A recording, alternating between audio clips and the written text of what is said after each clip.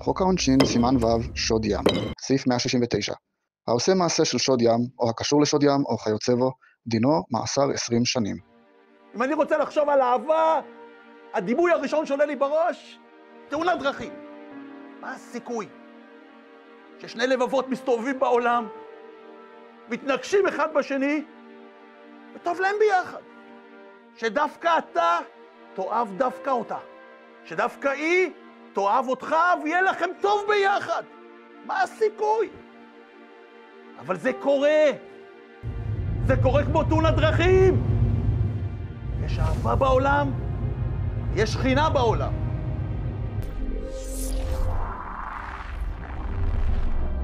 אין בעצם זמן.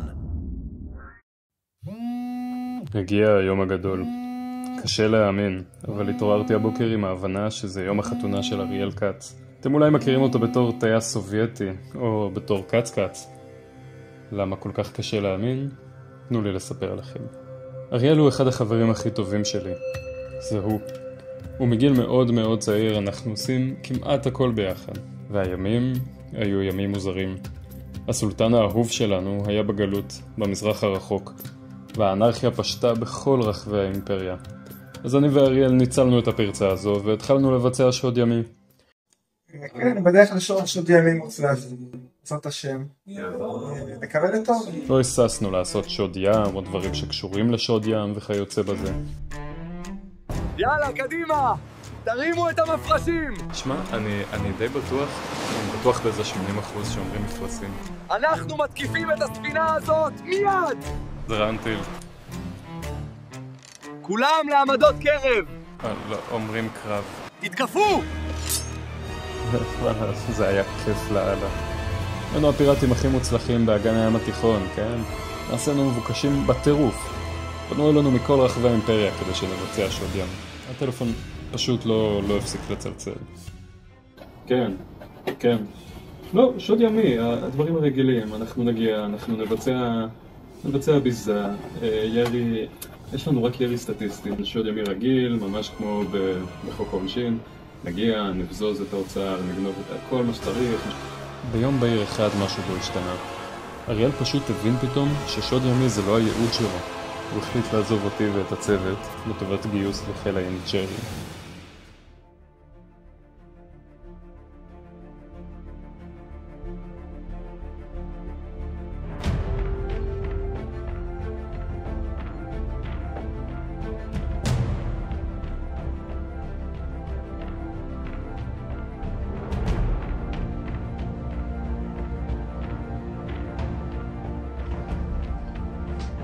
את זה כובשים.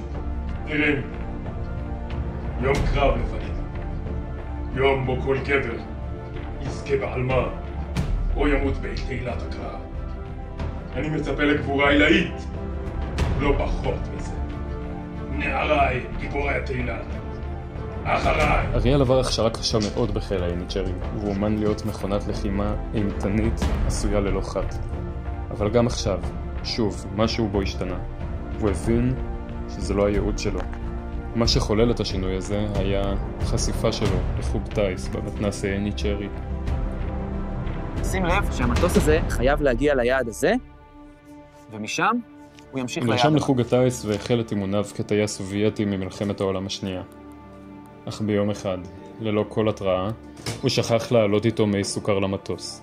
וההשלכות היו הרות אסון. הצוות מוכן והמטוס תקין. ניפגש באוויר. מגדל, אישור המראה מיידי. לשחרר בלמים, יוצאים לדרך.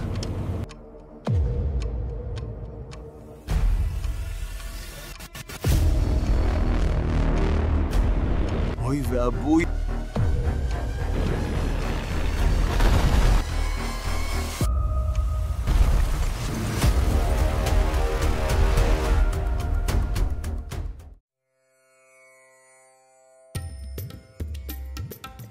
לכבוד הסולטן ירום הודו. אני מצטער לבשר לך שחיל המצב באסיה הקטנה ספג מפלה כואבת בקרב נגד הצבא הלסבו-הונגרי. אני לא רוצה להפנות אצבע מאשימה, כפי שהסולטן ודאי יודע, זה אומר שאני אפנה 3 אצבעות מאשימות כלפי עצמי. אבל היה טוב בעיניי אם קצות החניתות של גדוד הפילים היו עשויות למשל מפלדה ולא מרחת לוקום, כפי שזה עכשיו. בברכה, בשה דריווש צורי, ראש המסדרים הסופים המקורבים לסולטן. קראו לווזיר מיד. אנחנו צריכים אישה שתהיה אחראית על הנשק בארמון. קראו להיסטוריון. כן, אדוני הסולטן, מישהי לתפקיד הטולגג'י, אחראית על הנשקים. טולגג'י. יש לי מישהו, יש לי רעיון מעולה, היא עונה על כל הדרישות. טוב, בוא נראה רשימת דרישות. בעלת ניסיון בצלילה, כן. ידע בסיסי בחץ וקשת, כן, יש לה איזה, היא ממש טובה בזה. בוא נראה, בעלת ניסיון עבר בלהיות אינדיאנית, אוקיי, לא לכל אחד יש, אבל לה כן, אפשר לראות פה. יכולה להוביל סוס בעיניים עצומות. מי בעיניים עצומות, היא או הסוס? היא, אוקיי, היא יכולה לעשות את זה, כן. שומרת על היגיינת פה, חשוב, באמת חשוב אדוני הסולטן, מי שלא מצחצח יהיה לו הששת. בוא נראה, כתיבה בטורקית ברמת שפת אם, כן, זו השפה של הממלכה, הגיוני שהיא תצטרך, והיא יודעת, אין עליה. ושתכבד את זכר השואה, לעולם לא עוד, נכון, חשוב מאוד, עם שאין לו עתיד, אין לו עבר בערפל, והכי חשוב זה מצב רוח, שזה יש לה בשפע אדוני הסולטן, אתה לא תתחרט, היא באמת האדם לתפקיד. זהו אדוני, אז אני יכול ללכת? עוד מידע מעניין. בוא נראה.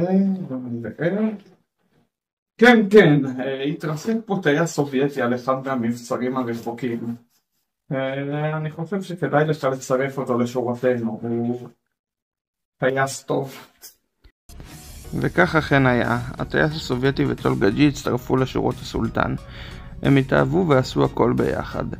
ישבו וחשבו, והם התחבקו גם, וטולגג'י לימדה את הטייס הסובייטי איך מצחצחים שיניים, והם נחו, וגם אני הייתי איתם פעם אחת, והם נגעו אחד לשני בראש, שזה מה שאוהבים עושים, והם תכננו את העתיד שלהם, והסתכלו על תמונות מהעבר, והם באמת היו הזוג הכי חמוד בכל הממלכה.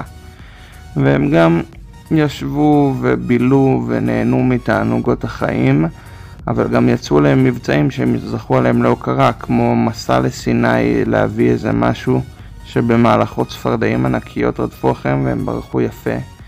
והם גם כיבדו את המסורת התימנית.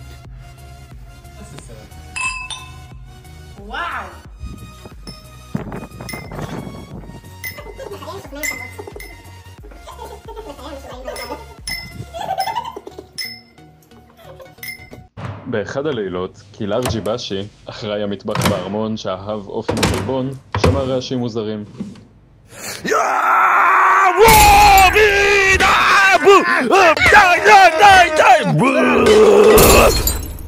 אוי ואבוי, מה זה הרעש הזה? אם הסולטן, האישה החזקה בארמון, היא לא כל כך אהבה את השידוך הזה. אם הסולטן הייתה מאוהבת בטייס הסובייטי ממלחמת העולם השנייה. הם הכירו מגיל צעיר והחברות שלהם הייתה חברות אמת. למרות שתמיד היה ברור מי צולל ומי נשאר יבש, מי לובש את הסיר על הראש, מי מנגן בחליל ומי ישן על הבקבוק, החברות שלהם תמיד נשארה מופת של יציבות ששום דבר לא יכול להפיל. אז כן, כשטולגג'י ניצחה בתחרות על לב הטייס, אם הסולטן פעלה בדרך הרגילה ופשוט החליטה להרעיל אותה.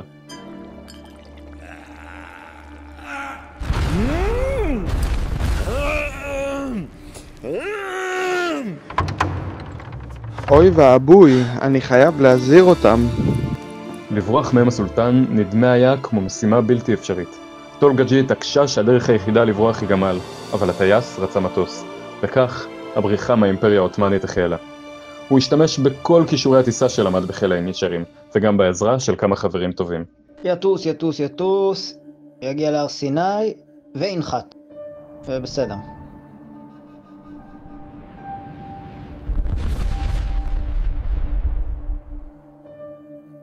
הר סיני נהרס. איי איי איי איי איי. בשקט של הר סיני, בקפיצת האמונה, הטייס קרא ברך ולקח את אולגה ג'י לאישה.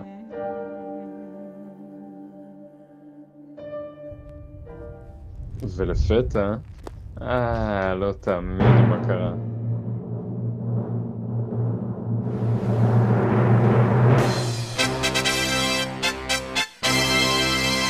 וואלה, הם היו נשארים תקועים שם עד היום, אם סחבק לא היה בא עם הספינה. ההרפתקה מתחילה! וואלה, היה ממש כיף, אחי. אני לא לגמרי ברור לי מה היה מבחינתה, אבל ברור לי שהיה נחמד גם לה. תכף, בהמשך היום אני אגלה מה דעתה. אבל היא הייתה מראה חמודה, אחי. זהו, היה כיף. כל הלבבות בו, ושותים מדע עד שיעבור.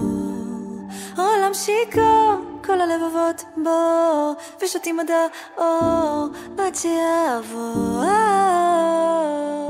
אני לא רואה כלום.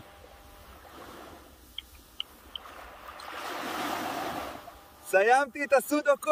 עולם שיכור